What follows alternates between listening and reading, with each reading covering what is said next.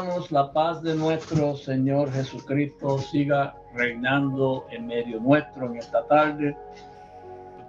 Estamos contentos de podernos reunir nuevamente delante de las Escrituras y por lo que el Señor nos ha traído en este día por medio de los cánticos, por medio de la porción que trajo la hermana Miriam.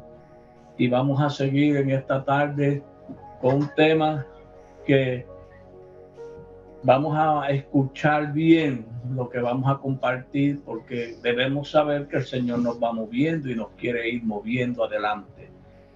Vamos a hacer una oración para que el Señor nos ayude. Dios Todopoderoso, en tus manos nos encomendamos, Dios de Abraham y Dios de Isaac y Dios nuestro. En estos momentos, Señor, estamos delante de ti. Este es tu pueblo, esta es tu obra. Tú has creado a cada uno de los que estamos aquí y sabes de qué cosa tiene este pueblo necesidad. Sigue impartiéndonos conforme a tu necesidad, la necesidad nuestra y la voluntad tuya. Danos oídos para oír lo que vamos a oír y danos fe para creer lo que vayamos a oír. Padre, ayúdanos a entender tu programa, tu propósito y tu plan. Bendícenos y sigue enviando la lluvia temprana y la tardía. En el nombre de Jesús. Amén. Estuvimos hablando con algunos visitantes que vinieron aquí esta semana, donde teníamos una conversación sobre sacar las escrituras de contexto. Pero yo entendí por eso que Israel estaba preso en Egipto. Si estaba preso, estaba encerrado, ¿verdad? Preso. Estaba preso. Tuvo que mandar a ser libertado. Por sí mismo Israel no podía salir. Tuvo que Jehová sacar a Israel con mano fuerte y brazo extendido. Entonces, ¿por qué digo esto? Porque el testimonio de Cristo es el que está preso. Es el que está preso en los pueblos, en las organizaciones, en los grupos, en la mente de todo hombre está el testimonio de la vida preso. Y tiene que Dios levantar su palabra con poder y majestad. Es Dios el que levanta su palabra, el que libera su testimonio. Porque no es de hombres que estamos hablando, sino de la obra de Dios. Y tenemos un tema en esta tarde que pues nos va a ayudar a entender que nosotros cuando hablamos las escrituras no es que estamos sacando las cosas de contexto, hermano, no. Recuérdese que Dios es espíritu. Lo dice claro. Dios es espíritu. Y está buscando, si está buscando es porque no hay mucho. Y está buscando adoradores que le adoren en espíritu y en verdad. Si Él los está buscando es porque no hay mucho y son difíciles de encontrar. Entonces Dios está buscando adoradores. Un adorador es uno que participa de un culto, ¿verdad que sí? Uno que participa del culto de Dios.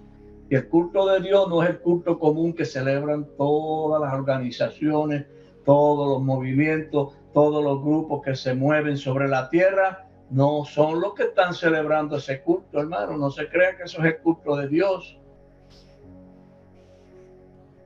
El tema que tenemos se llama el culto celestial. Para que lo apunten. El culto celestial. ¿Por qué el culto celestial? Lo vamos a ir a ver en un minuto. Vamos a tener que la hermana Ana me busque las escrituras de Hebreos 9. Aleluya. En el libro de los Hebreos, capítulo 9. Y vamos a leer esas escrituras y las vamos a leer rapidito porque son largas. Y quiero aprovechar bien estas escrituras, hermano, que le demos mente a estas escrituras. Hebreos 9. Yo lo voy a leer. Dice: ahora bien, aún el primer pacto tenía ordenanzas de culto y un santuario terrenal, porque el tabernáculo estaba dispuesto así. En la primera parte, llamada el lugar santo, estaban el candelabro, la mesa y los panes de la proposición. Tras el segundo velo estaba la parte del tabernáculo llamada el lugar santísimo, el cual tenía un incensario de oro y el arca del pacto cubierta de oro por todas partes, en la que estaba una urna de oro que contenía el maná, la vara de Aarón que reverdeció y las tablas del pacto. Y sobre ella los querubines de gloria que cubrían el propiciatorio, de las cuales cosas no se pueden ahora hablar en detalle. Y así dispuestas estas cosas, en la primera parte del tabernáculo entran los sacerdotes continuamente para cumplir los oficios del culto. Pero en la segunda parte, solo el sumo sacerdote una vez al año, no sin sangre, la cual ofrece por sí mismo y por los pecados de ignorancia del pueblo. Dando el Espíritu Santo a entender con esto que aún no se había manifestado el camino al lugar santísimo, entre tanto que la primera parte del tabernáculo estuviese en pie, lo cual es un símbolo para el tiempo presente, según el cual se presentan ofrendas y sacrificios que no pueden hacer perfecto en cuanto a la conciencia al que practica ese culto, ya que consiste solo de comidas y bebidas, de diversas abluciones y ordenanzas acerca de la carne, impuesta hasta el tiempo de reformar las cosas. Pero estando presente Cristo, sumo sacerdote de los bienes venideros, por el más amplio y perfecto tabernáculo, no hecho de manos, es decir, no de esta creación, y no por sangre de machos cabríos ni de becerros, sino por su propia sangre, entró una vez para siempre en el lugar santísimo, habiendo obtenido eterna redención.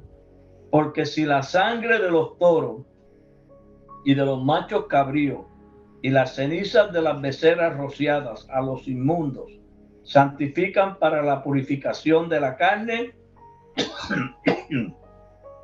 cuánto más la sangre de Cristo, el cual mediante el Espíritu Eterno se ofreció a sí mismo, sin mancha, Dios limpiará vuestras conciencias de obras muertas para que sirváis al Dios vivo.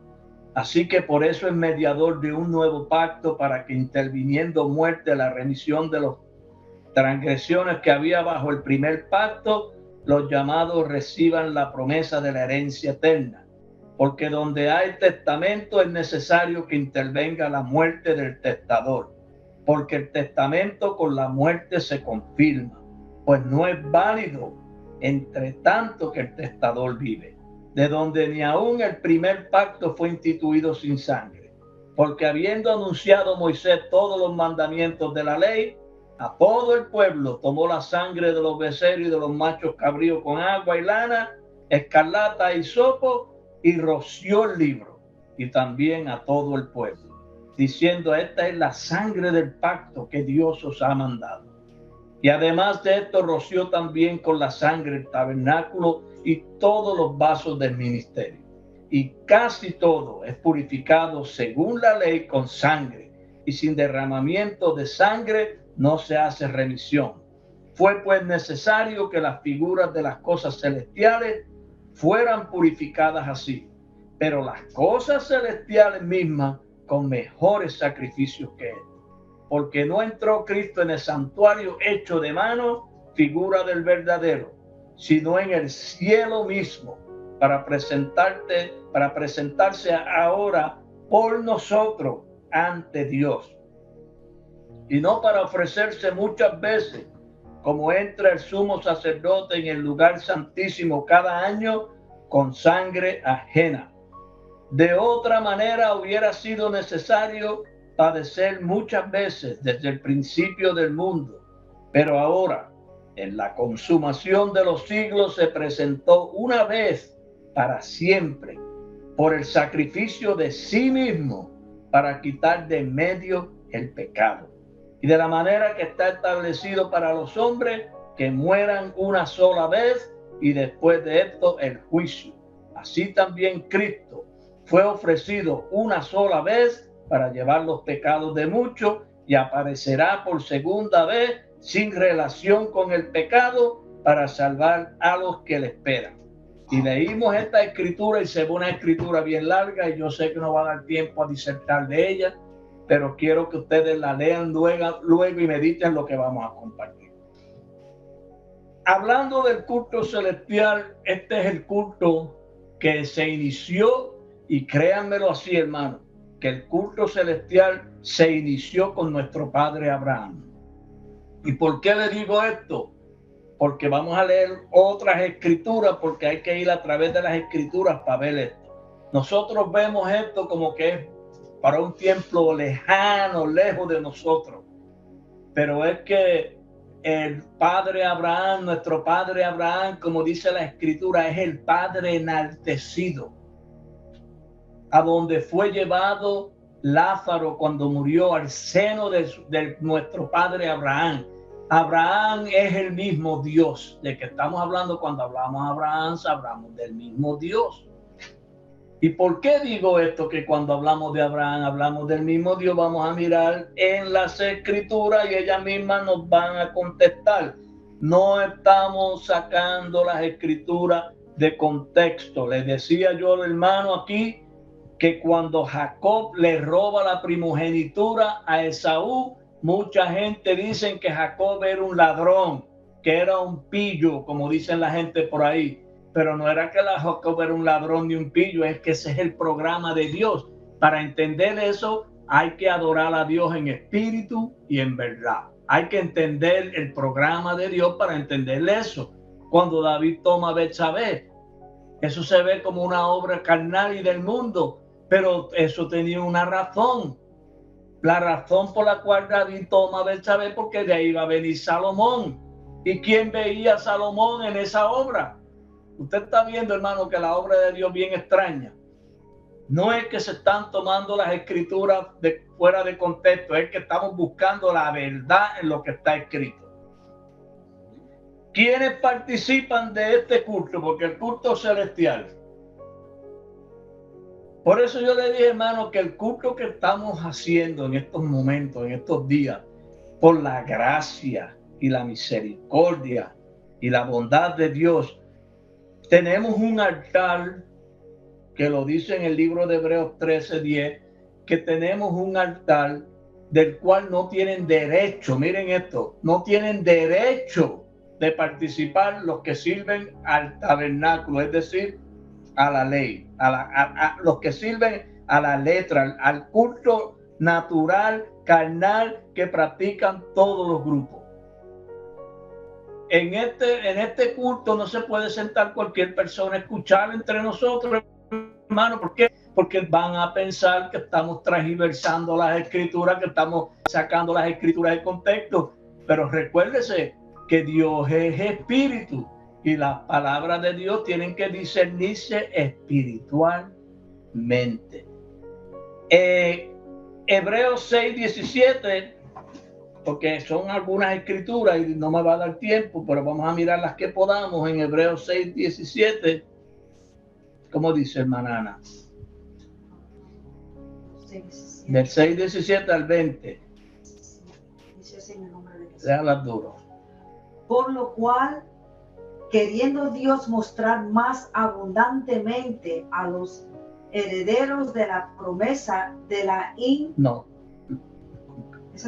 del heredero de la promesa, la inmutabilidad. La inmutabilidad de su consejo, interpuso juramento, para que por dos cosas inmutables en las cuales es imposible que Dios mienta, tengamos un fortísimo consuelo los que hemos acudido para asirnos de la esperanza puesta delante de nosotros, la cual tenemos como segura y firme ancla del alma, y que penetra hasta dentro del velo, donde Jesús entró por nosotros como precursor, hecho sumo sacerdote para siempre, según el orden de Melquisedec. Amén, gracias hermana. Esto se ve como una cosa sencilla, se ve una escritura como hablando de otro, pero ¿en dónde están haciendo el trabajo? ¿En otro o en mí?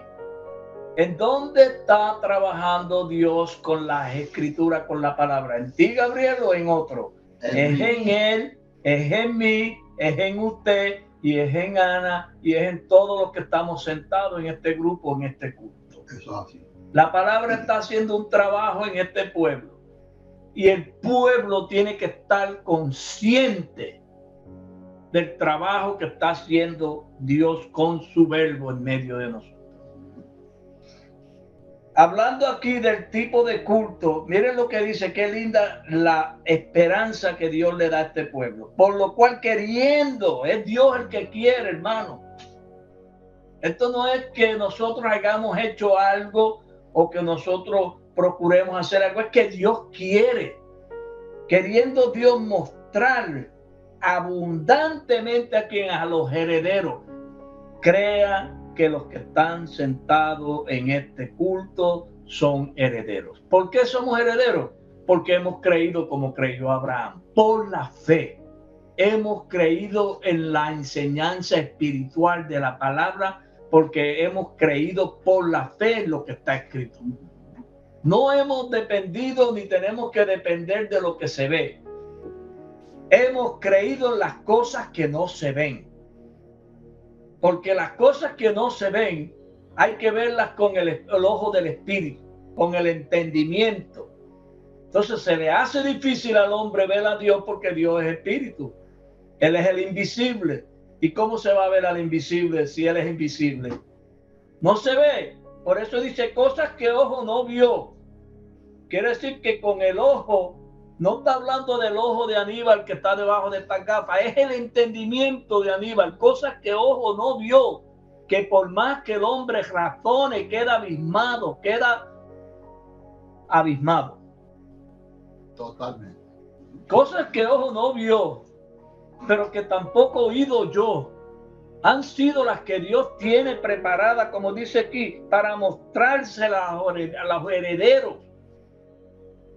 Pero no es en cualquier lugar que Dios muestra estas cosas.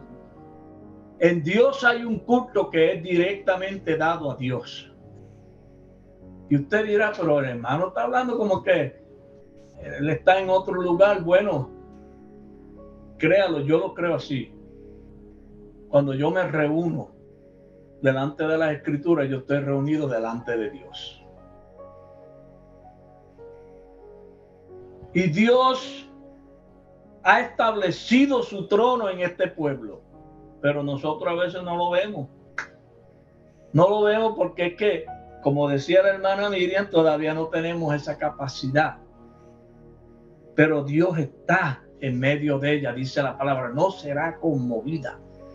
Y como dice, Dios estableció en los cielos su trono.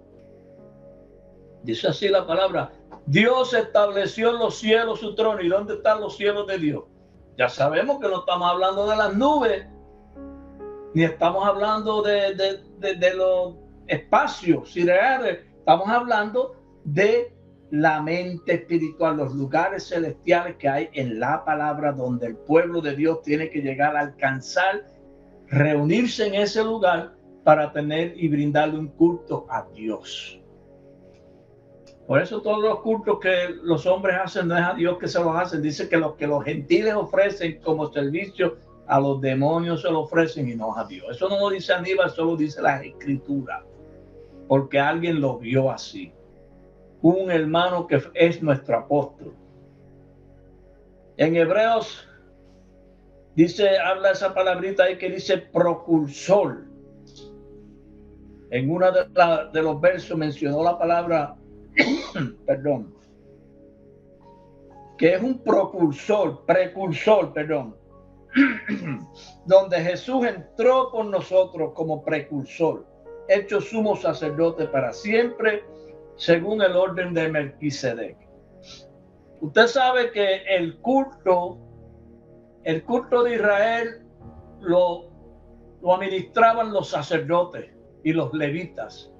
Eran los que estaban encargados de administrarle a Dios, hacer los sacrificios, presentar las ofrendas y presentar todo lo que había que presentar. Eran ellos el que hacían ese trabajo. Y lo presentaban por ellos y por la ignorancia del pueblo, dice ahí esas escrituras. Ahora, ¿qué está la escritura, la palabra, la enseñanza tratando de hacer con este pueblo desde que nosotros hemos entendido este mensaje? La palabra viene enseñanza tras enseñanza, mensaje tras mensaje, servicio tras servicio, trayéndonos unas informaciones, porque el trabajo de Dios es formar a Jesucristo en medio de nosotros. En cada uno de nosotros, Dios quiere formar a Cristo. Ese fue el trabajo que hizo Pablo en medio del pueblo, que fueron antes que nosotros, que se reunieron antes que nosotros. Él les fue dado el ministerio para trabajar con los gentiles de aquel tiempo.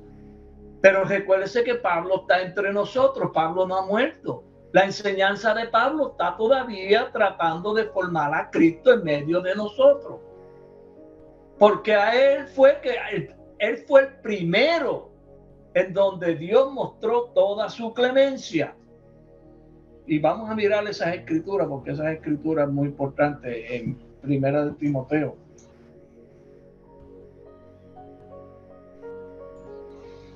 Aleluya, gloria a Jesús.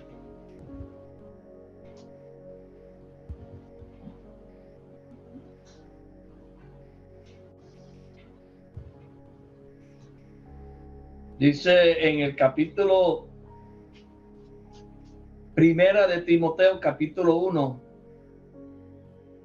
y vamos a leer del verso 12 en adelante. Lo voy a leer rapidito porque quiero que entendamos a lo que me estoy refiriendo. Doy gracias al que me fortaleció, a Cristo Jesús nuestro Señor, porque me tuvo por fiel, poniéndome en el ministerio, habiendo yo sido antes blasfemo, perseguidor, injuriador, mas fui recibido a misericordia, porque lo hice por ignorancia en incredulidad. Pero la gracia de nuestro Señor fue más abundante con la fe y el amor que es en Cristo Jesús.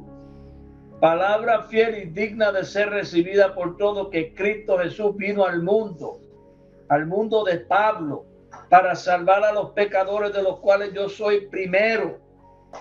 Pero por esto fui recibido a misericordia, para que Jesucristo mostrase en mí, el primero, toda su clemencia, para ejemplo de los que habrían de creer en él para vida eterna.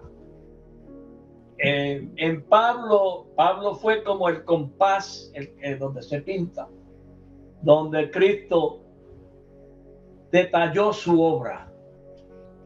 Cristo se forma, Dios forma a Cristo en Pablo. El ministerio de Cristo, Dios lo forma en Pablo.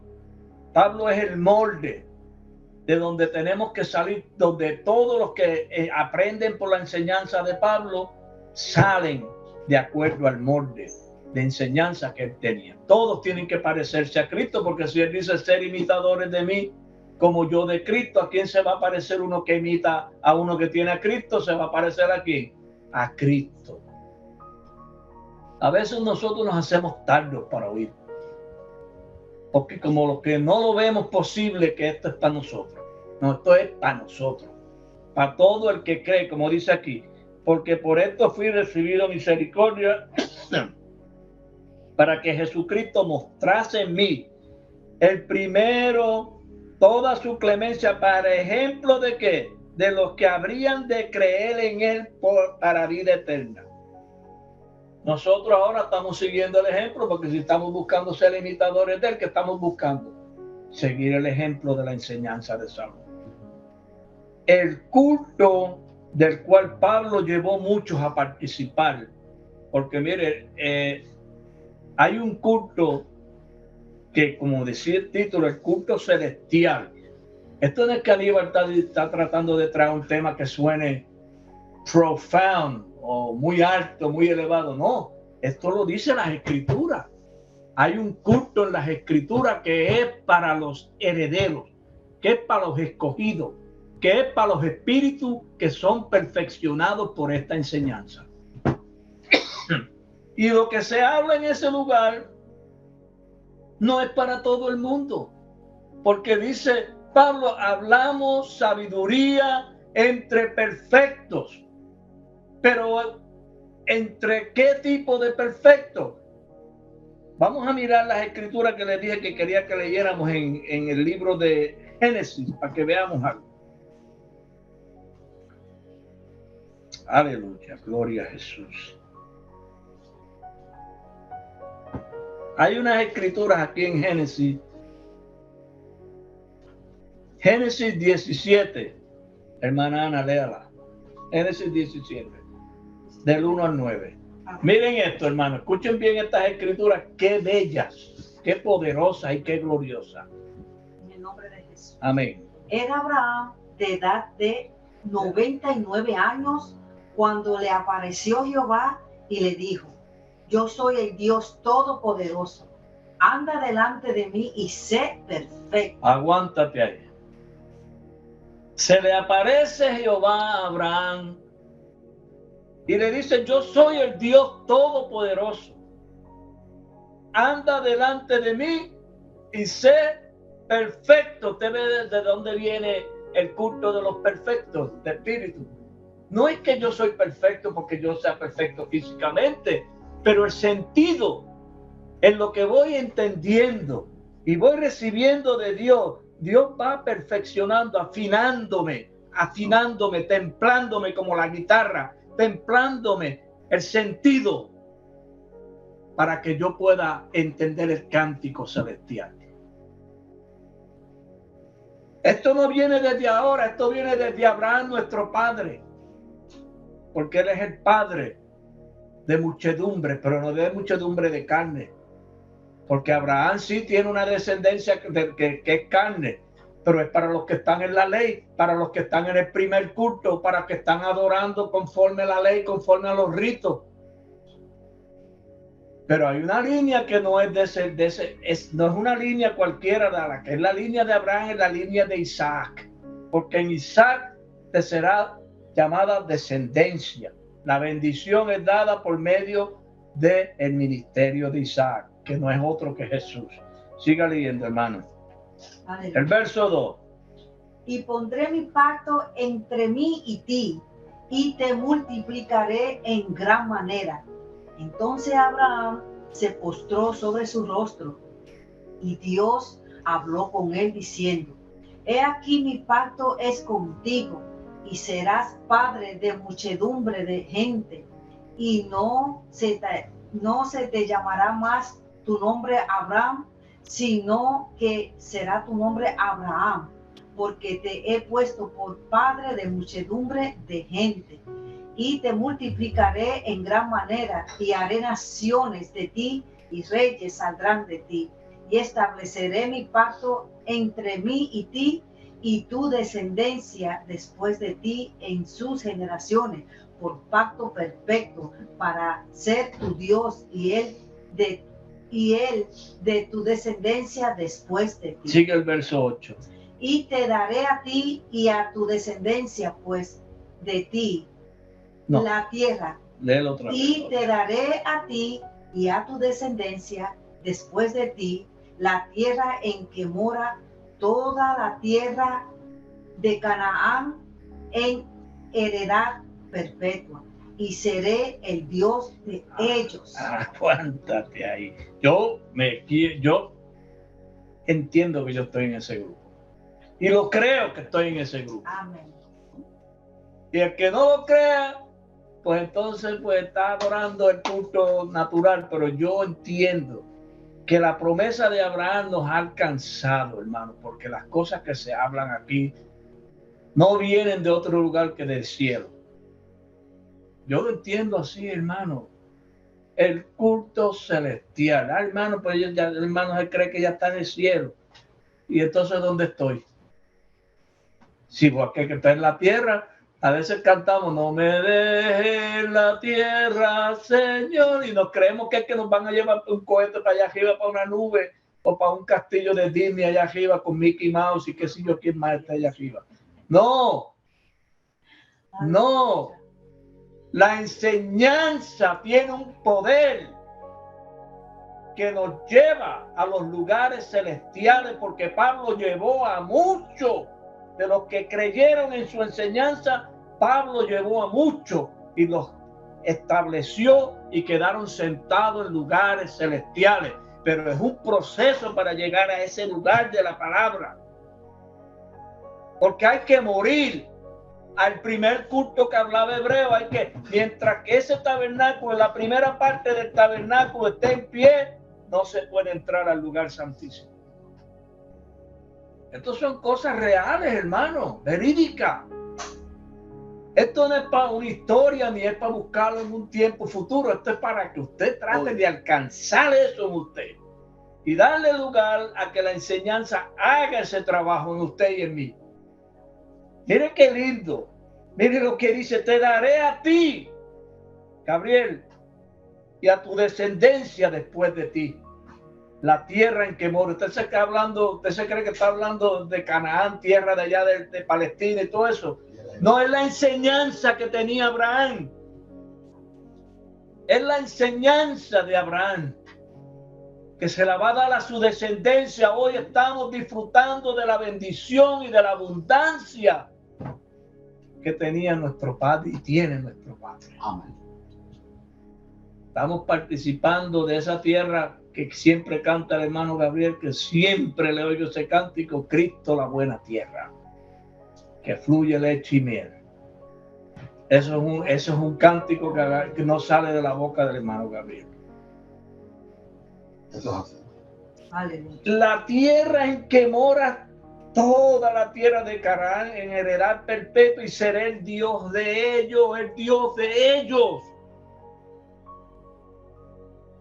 Aleluya. No estamos hablando de Dios en una imaginación,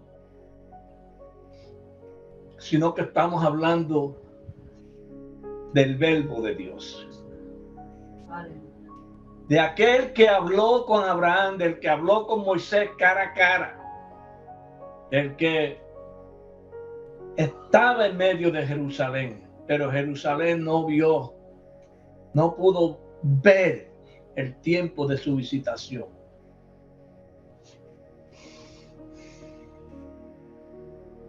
Y miren lo que dice el verso 9 para terminar esas escrituras. Dijo de nuevo Dios a Abraham: en cuanto a ti, guardarás mi pacto, tú y tu descendencia después de ti por sus generaciones. Entonces, ¿cómo y quiénes participan del culto celestial? Porque estamos hablando del culto celestial. Pero ¿cómo y quiénes participan? Nosotros no estamos pensando que somos, ni diciendo que somos mejores que nadie, ni que...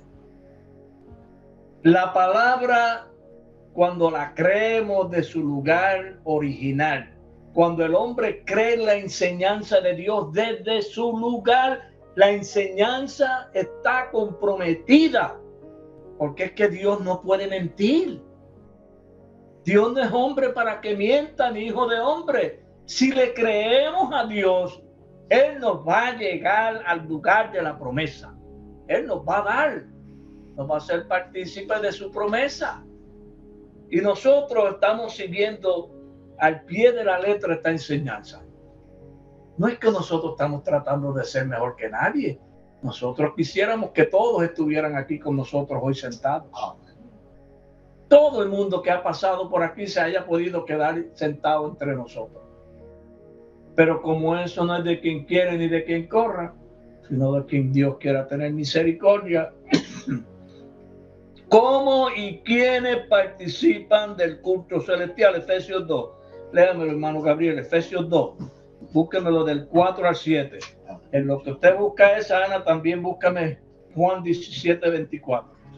Aleluya. Vamos a leer, vamos a mirar estas escrituras con mucho entendimiento. Aleluya. Con mucho detenimiento, perdón. ¿Cómo dice la de Juan 17, 24? Padre, aquellos que me has dado, quiero que donde yo estoy, también ellos estén conmigo, para que vean mi gloria que me has dado. ¿Usted se cree que Jesús estaba hablando ahí de que era en un futuro que iban a ver la gloria? No, la palabra. Recuérdense que Jesús es el verbo, la enseñanza.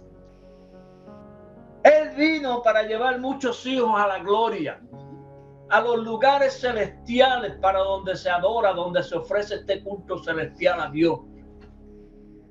Por eso nos asombramos. Si hay cosas que a veces mejor no decirlas porque todavía no las podéis sobrellevar, pero vamos a dar un tiempo que se van a hablar claramente de estas cosas. Pero por ahora vamos a aguantarlas un poquito.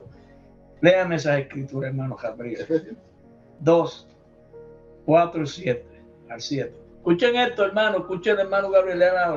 Dice así: pero Dios, que es rico en misericordia, por su gran amor con que nos amó, aun estando nosotros muertos en pecado, nos dio vida juntamente con Cristo. Por gracia sois salvos. Este es el trabajo que tiene que hacer Dios con su palabra en nosotros. Esto se lee ahí, ¿verdad? Se ve sencillo lo que usted leyó, pero aplicarlo a usted, ¿cómo usted va a ver que Dios le dio vida a usted? ¿Cómo usted va a ver que Dios le dio vida?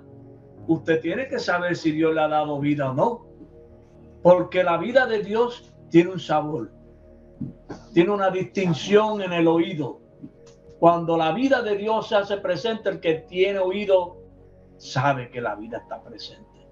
Cuando la vida de Dios se hace presente, el que tiene olfato huele la vida, porque es olor de vida.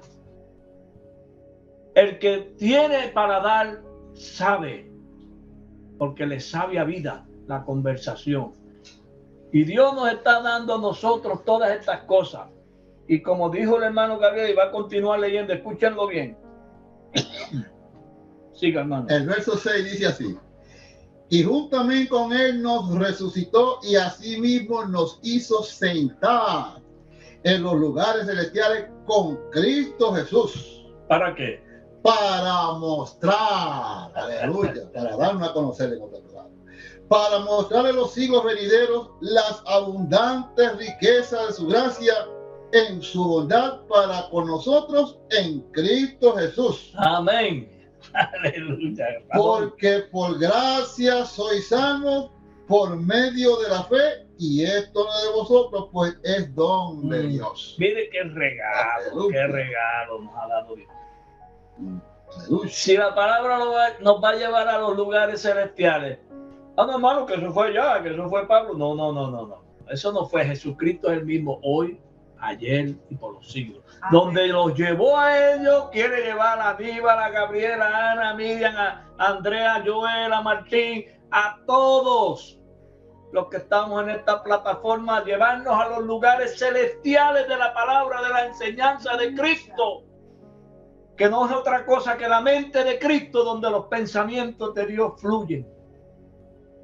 ¿Usted se cree que Dios no quiere formar su mente en nosotros? Pero como nosotros nos hacemos tardos para oír, el trabajo se tarda más. Nosotros somos los que podemos. Hay estudiantes que se apresuran en la escuela, que apresuran su tiempo de academia porque prestan atención, escudriñan, buscan, se dan a la investigación, caen atrás de las cosas y no las sueltan hasta que no las agarran. Por eso Pablo le dijo a Timoteo, échale mano a la vida. ¿Cómo yo le voy a echar mano a la vida? No es como yo echarle mano al hermano Gabriel ahora, pero échale mano a la vida. El que tenga oído, oiga lo que el Espíritu dice a la iglesia. Estamos en un culto del cual no tienen derecho de participar los que sirven al tabernáculo. Pero no se vaya a sentir mal, hermano, no nos sintamos mal de esto. Porque a veces dice, pero hermano, no todos están en ese nivel. Mire, hermano, cuando se abrieron el libro, allí estaban grandes, pequeños, allí estaban todos los que son herederos de esta gracia. Allí habían grandes, pequeños, ancianos. Porque es que no estamos hablando de que esto es para un nivel solamente. ¿Sabe para qué nivel es esto? Para Cristo. Cristo no tiene que estar del mismo tamaño que está en mí, hermano Gabriel. Cristo no tiene que estar en el mismo tamaño que está en Marfa, en el hermano Martín. Pero lo importante es que cada uno de nosotros tenemos una porción. Cristo nos está siendo hecho por Dios. Y en lo que usted tiene, hermano, por eso es, mi hermano, yo le voy a decir algo a ustedes. A nosotros nos han malinterpretado.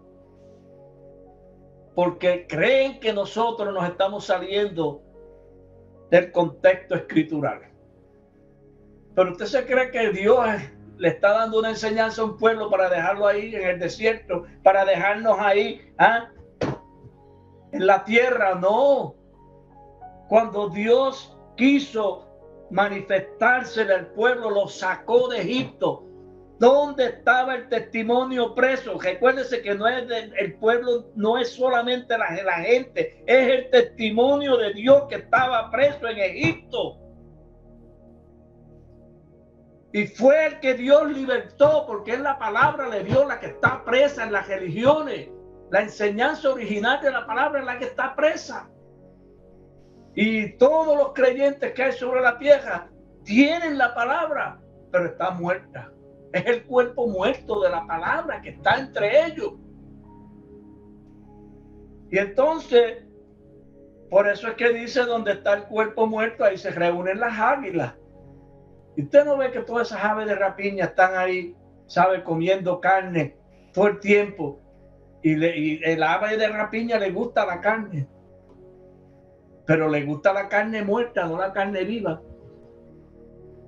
Para que veamos, hermano, que cuando se habla de la carne que toma el verbo, que toma la palabra, nos han malinterpretado porque creen que nosotros no hemos creído que Jesús vino en carne.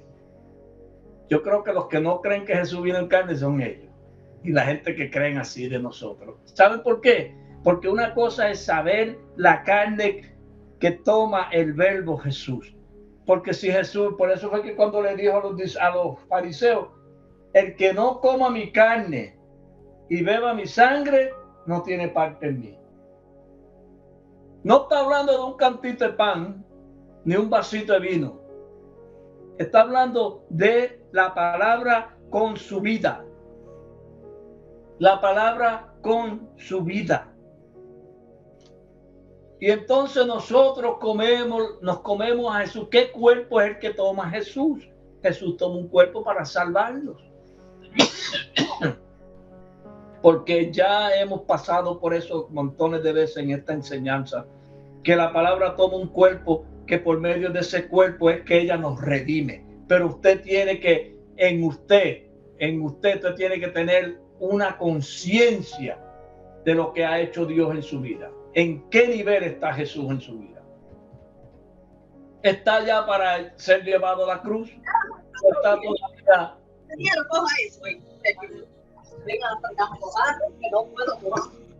Está todavía como niño. ¿Ah? ¿En qué nivel está Jesús en su vida? ¿O está en gloria? ¿Ha sido glorificado y está sentado a la diestra de Dios. Usted está viendo, hermano, que la enseñanza tiene muchos niveles en ella y nosotros tenemos que saber hasta dónde nos ha traído la palabra, en qué lugar de la enseñanza estamos. Cuando habla de participar de este culto celestial, sigue aquí diciendo: observemos el trabajo de Dios con su palabra en nosotros, como fue con ellos. En Hebreos 2, léame Hebreos 2, hermano Gabriel, del 9 al 10. Escuchen bien que fue lo mismo que leyó Gabriel primero en Efesios, pero ahora Pablo está presentándolo con otra fraseología. Hebreos 2. Hebreos 2. Léemoslo del 9 al 10, 2 versos. Escuchemos bien esto, hermano. ¿Cómo dice? Dice así: pero vemos que aquel que fue hecho un poco menor que los ángeles, a Jesús, coronado de gloria y de honra a causa del padecimiento de la muerte, para que por gracia de Dios gustase la muerte por todos. Porque convenía a aquel por cuya causa son todas las cosas y por quien todas las cosas subsisten, que habiendo de llevar muchos hijos a la gloria, perfeccionase por aflicciones al autor de la salvación de ellos. Amén, amén. Escuchen bien esas escrituras de nuevo. Perdónenme, hermano, que es que el diablo quiere meterla siempre. Dice: pero vemos aquel que fue hecho un poco menor que los ángeles, a Jesús. ¿Cuándo y por qué es que Jesús es hecho un poco menor que los ángeles? ¿Y quiénes son los ángeles? Porque si es hecho un poco menor que los ángeles, hay que entender eso, hermano. Yo puse aquí el verso 14, así que por cuanto los hijos participaron de la carne y sangre, él también participó de lo mismo, para destruir por medio de la muerte al que tenía el imperio de la muerte, esto es el diablo, al diablo. Entonces, ¿cuándo es que Jesús, por qué Jesús es un poco menor que los ángeles y no igual a los ángeles? Porque la palabra sale para el pueblo gentil, hermano. Sale para el pueblo gentil. Recuérdense que el pueblo de Israel es un pueblo que ahí es donde está el ministerio angelical, porque los ángeles son ministros. Recuérdese que los profetas tenían el ministerio de la profecía y eso es por mano de ángeles. Dice que hay una escritura que lo explica claro aquí, la tengo aquí, no me recuerdo dónde está ahora. Pero recuérdese que Jesús es hecho un poco menor que los ángeles para salvar y para poder morir, porque la palabra tiene que tomar un cuerpo en semejanza de pecado. No es que la palabra es pecado ni hay pecado en ella, pero el cuerpo que toma la palabra para salvarnos es la interpretación que yo le doy a la palabra en mi principio de fe, es la interpretación que le da el hermano y la que todos le hemos dado. Se pone un cuerpo, una idea en nuestra mente, en nuestro corazón de lo que es Jesús. Y ese cuerpo que se forma, que lo vemos como un hombre, como una persona, es la que tiene que ser llevada a la cruz. Ese cuerpo es el que tiene que ser llevado a la cruz. Ahora, así que por cuanto los hijos participaron de carne y sangre, él también participó de lo mismo, para destruir por medio de la muerte al que tenía el imperio de la muerte, esto es, al diablo. ¿De quién habla aquí la palabra cuando menciona a los hijos de los hombres? Está hablando del pueblo de Israel. Si miramos en Génesis 6, del 1 al 5, nos damos cuenta. Vamos a mirar en Génesis 6 rapidito, del 1 al 5. Escuchen bien. Dice: Así que por cuanto los hijos participaron de carne y sangre, escuchen bien esto, hermano. ¿De qué carne y de qué sangre está hablando aquí la palabra? Porque recuerden eso lo que dije minutos atrás. Por cuanto los hijos participaron de carne y de sangre.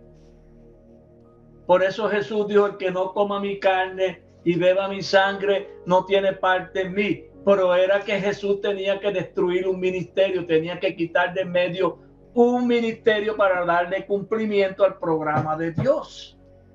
Entonces, aquí dice: aconteció que cuando comenzaron los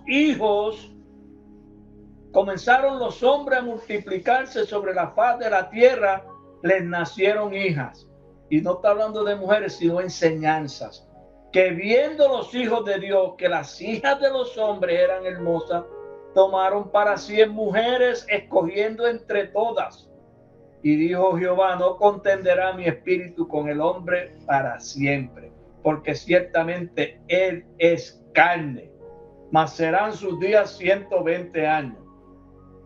Había gigantes a la tierra en aquellos días, y también después que se llegaron los hijos de Dios a las hijas de los hombres, y les engendraron hijos. Estos fueron los valientes desde la antigüedad. Aleluya. Desde la antigüedad fueron varones de renombre, y vio Dios que la maldad de los hombres era mucha sobre la tierra, y que todo designio de los pensamientos del corazón de ellos era de continuo al mal. Y se arrepintió Jehová de haber hecho hombre en la tierra, y le dolió. Ese arrepentimiento lo tiene que alcanzar usted y yo. Usted está, eso es nosotros, hermano. Todo esto se ve como una historia, como un cuento. Esto se ve fuera de nosotros, pero estamos hablando de la palabra. Los hijos participaron de carne y de sangre, de una enseñanza que era terrenal, del primer culto. Una enseñanza que era para el primer culto. Jesús tenía que quitar ese primer culto, sacar esa primera parte del tabernáculo, porque estamos hablando del lugar santo y del lugar santísimo, del culto terrenal y el culto celestial, de lo primero y de lo último. De eso es lo que está hablando la palabra aquí. Pues Jesús toma parte del primer culto, la palabra que se hace carne, de acuerdo a lo que está escrito en la ley, para darle cumplimiento a la ley. No fue para quitar la ley, él vino a cumplir la ley, pero fue por medio de ese cuerpo que toma el verbo. Entonces, sería más fácil yo decir que vino un hombre y murió y acabó con todo. Sería más fácil, porque para el hombre le es más fácil ver eso, pero eso no es lo que dice aquí las escrituras. Yo no puedo decir eso porque eso no es lo que dice la palabra. Entonces, si seguimos mirando en Génesis 11, del 1 al 9, ya estamos acabando, se nos está acabando ya el tiempo. Génesis 11, buscando los hijos de los hombres.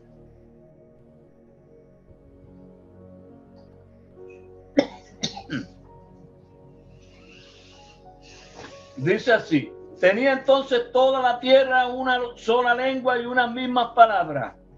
Y aconteció que cuando salieron de oriente hallaron una llanura en la tierra de Sinai y se establecieron allí. Y dijeron unos a otros: vamos, hagamos ladrillo y cozámoslo con fuego. Y les sirvió el ladrillo en lugar de piedra y el asfalto en lugar de mezcla. Y dijeron: vamos, edifiquemos una ciudad y una torre cuya cúspide llegue al cielo, y hagamos un nombre por si fuéramos esparcidos sobre la faz de toda la tierra. Descendió Jehová para ver la ciudad y la torre que edificaban, ¿quiénes? Los hijos de los hombres. Está hablando del pueblo, hermano.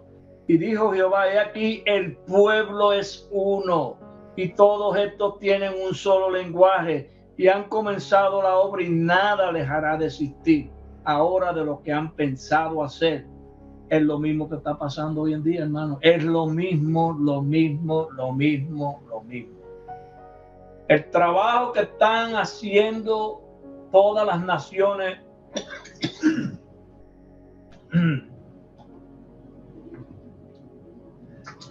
todas las naciones que están relacionadas con el libro de la Biblia, con este programa de la palabra, todos están trabajando, y donde quiera que usted vaya y le pregunta para quién trabajan, es para Dios que estamos trabajando.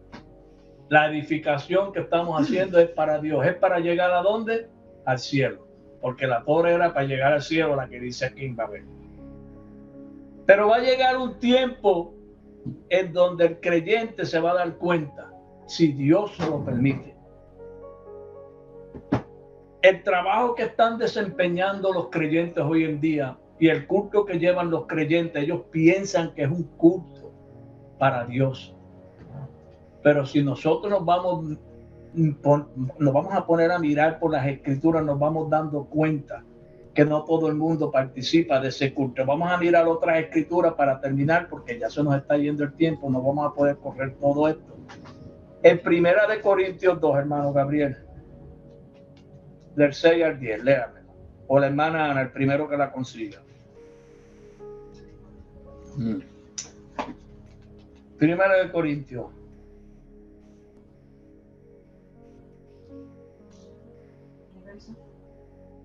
Léamela del 6 al 10. Amén. Sin embargo, hablamos sabiduría entre los que han alcanzado madurez y sabiduría, y no de este siglo, ni de los príncipes de este siglo que perecen, mas hablamos sabiduría de Dios en misterio, la sabiduría oculta, la cual Dios predestinó antes de los siglos para nuestra Aguántate gloria. ahí. Aguantémonos ahí. Usted ve, hermano, que el hablar que hay en este lugar, el hablar que yo he oído aquí en este culto, este hablar no, usted no lo va a oír en ningún lugar. Usted se puede ir por todos los grupos del mundo y yo no creo que va a encontrar ese verbo en ningún lugar. Porque es que Dios ha tenido misericordia de este grupo, y no es porque nosotros hayamos hecho nada ni seamos mejores, es porque le hemos creído a Dios, le hemos creído a la palabra. Hemos creído lo que el programa que tiene Dios para este pueblo, lo hemos creído de corazón. Y desde ese lugar Dios nos manifiesta, nos está dando una sabiduría que es la que edifica la casa de Dios, que es la que mata a sus víctimas, que es la que mezcla su vino, que es la que está con Dios ordenándolo todo. ¿En dónde? Nosotros. Entonces, ¿cómo sigue diciendo el verso 8? Déla otra vez. Ajá. Mas hablamos sabiduría de Dios en misterio, la sabiduría oculta, la cual Dios predestinó antes de los siglos para nuestra gloria, la que ninguno de los príncipes de este siglo conoció, porque si la hubiera conocido, nunca habrían crucificado al Señor de gloria. Antes bien, como está escrito, cosa que ojo no vio, ni oído oyó, ni han subido en corazón de hombre, son las que Dios ha preparado para los que le temen. Le aman. Para los que le aman. Pero Dios nos las reveló a nosotros por el Espíritu, porque el Espíritu todo lo escudriña, aún lo profundo de Dios. Amén. Usted está viendo que hay una conversación que no es para hablarse entre todo el mundo. Hay cosas que no las podemos hablar con cualquier persona. Hay cosas que es mejor no hablárselas a ciertas personas, porque usted, como todo en una escuela, usted no puede tratar de enseñarle cosas celestiales y es así. Yo sé que es así, pero yo quise traer este tema al culto celestial para que ustedes sepamos, para que todos sepamos que estamos en un culto, que se están oyendo cosas que no son de nosotros y que no tienen origen en nosotros, que vienen de Dios. Yo he oído cosas aquí entre los hermanos que de no estar Dios con nosotros no se podrían haber manifestado entre nosotros. Nunca hubieran podido haberse manifestado. Porque es que la palabra está haciendo su trabajo, nos está llevando. Nosotros no nos vemos moviendo porque nos vemos sentados aquí. Físicamente no nos movemos, pero Dios está moviendo el alma, el espíritu de nosotros. La palabra lo está moviendo, porque nos está trasladando del reino de las tinieblas al reino de la luz, al reino de su Hijo. Entonces, ya se acabó el tiempo.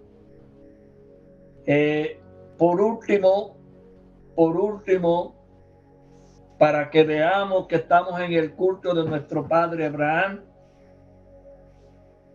como dice aquí en Mateo 5:48, que terminamos con estas escrituras, en Mateo 5:48, y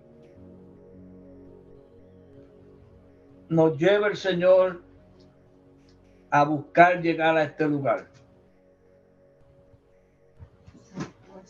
Dice las escrituras: sed pues vosotros perfectos, como vuestro Padre que está en los cielos es perfecto.